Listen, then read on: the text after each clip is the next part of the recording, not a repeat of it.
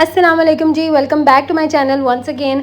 और आज जो है ना लाइबा की शादी नहीं लाइबा की गोद भराई। आपने टाइटल तो पढ़ ही लिया होगा, तो जिन लोगों को पता है उनको तो पता होगा, लेकिन जिनको नहीं पता तो गोद भराई इज़ अ रस्म जिसमें आप क्या करते हो कि जब लड़की जो है जो कि प्रेग्नेंट होती है वो 7th मंथ में उसको एक रस्म की जाती है। अमूमन ये पहली बेबी की बार होता है। तो ये यहाँ पे जो है ना मेरे कज़न्स वो तैयारियां कर रहे हैं और हम लोग उनके घर गए थे और बड़ा अच्छा एक्सपीरियंस रहा था। और पहले इसका बेबी है और बहुत ज़्यादा खुशी है क्योंकि मेरी ननियाल साइड पे ये पहला मतलब सेकंड जनरेशन की तरफ पहला स्टेप। अल्लाह ताला उसको खैरियत से करें सब कुछ और सेहत तंदुरुस्ती के साथ सब कुछ हो और नेक सालिया सेहतमंद औलाद दे और जिसके नसीब बहुत अच्छे हों।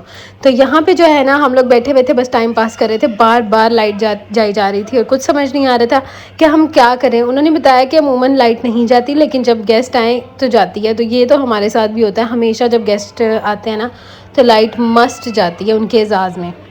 तो यहाँ पे हम लोग बैठे हुए थे, यहाँ पे नानो भी बैठी थी और मेरी खाला ने इतने मज़ेदार किस्म के, सॉरी खाला ने नहीं मामी ने, हम अपनी मामी को भी बचपन में ना आंटी कहा करते थे, तो वो खाला को भी आंटी कहते थे, मामी को भी। फिर थोड़े बड़े हुए थे, हमें ये सेंस आई, सबने बताया कि इनको खाला कहना है और इनको मामी कहना है। तो जो मेरी मामी है ना बड़े वाली, तो वो बड़े मज़ेदार किस्म का खाना बनाती हैं। तो ये उन्होंने बनाया हुआ था बहुत ही ज़्यादा मज़े का, मतलब पहला दौर याद आ गया जब हम मतलब जाया करते थे और उनका पुलाव और हर चीज़। अब तो शादी हो गई, अब काफ़ी लेट जाती हूँ।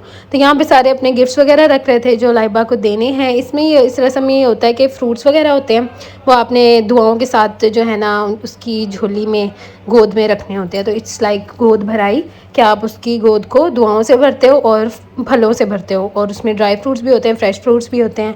और यहाँ पे जो है ना केक आ गया था जिसके ऊपर लिखा हुआ था लाइबा की गोद भराई। ये सारी अरेंजमेंट्स मेरी कज़न ने, दूसरी खाला की बेटियों ने किए थे। और ये है लाइबा, और इसके बाद ये केक काटेंगे और प्रॉपर उन्होंने जो है ना कार्ड्स भी प्रिंट कराए हुए थे। तो यहाँ पे हम इसकी केक कटिंग हो रही है। और इसके अलावा जो भी औलाद का तलबगार है, अल्लाह ताला उनकी जो है ना ये ख्वाहिश पूरी करें। और यहाँ पे मेरी नाना जो है उसको प्यार दे रही थी और पैसे दे रही थी। आपकी मर्ज़ी होती है, आप उसको दुआ भी दे सकते हो, आप गिफ्ट भी दे सकते हो, पैसे दे सकते हो, कुछ भी जो आप उसको एज अ गिफ्ट देना चाहते हो। तो बड़े बूढ़े तो यही करते हैं, तो उनको उनकी दुआ ही काफ़ी होती है। तो यहाँ पे ये दोनों हस्बैंड वाइफ जो है केक काट रहे हैं और ये बड़ा यंग सा कपल है माशाल्लाह, अल्लाह ताला इनको नज़र से बचाए। और यहाँ पे जो है लाइट ऑफ है और रोहान साहब की अम्मा जो है उसको क्या कहते हैं पंखी झल रही हैं ताकि उसको थोड़ी सी हवा पहुँचे। इतनी शदीद गर्मी थी, गमरी कहने लगी थी उस दिन। और जैसे ही शाम हुई इतनी तेज़ आंधी आई जिसका कोई हिसाब ना, ऐसे ऐसे दरवाजे बजे और पता नहीं क्या क्या हो। उसके बाद बारिश हो गई थी और मौसम इतना अच्छा हो गया था। ये ज़रूर होता है कि अगर 1 दिन या 2 दिन शदीद गर्मी हो ना, उसके बाद बारिश ज़रूर होती है। तो यहाँ पे हम लोग ऊपर चले गए थे और इसके बाद हम मौसम इंजॉय कर रहे थे। सारी कज़न्स इकट्ठी हुई थी। पहले तो ननियाल में ऐसे होता है ना कि आपने हर वीकेंड या 1-2 वीकेंड में आप जाते ही हो, उधर सब इकट्ठे होते हो। तो शादियाँ जब हो जाती हैं ना तो फिर कम होता है, फिर आपको कदर भी ज़्यादा होती है। तो मुझे बहुत अच्छा लग रहा था वहाँ जाके। तो ये सब ख़त्म हो गया था, मैं आ गई थी वापस। और यहाँ पर अमीन मैडम और उसका भाई जो है वो खूब शरारतें कर रहे हैं और खेल रहे हैं हमारे साथ।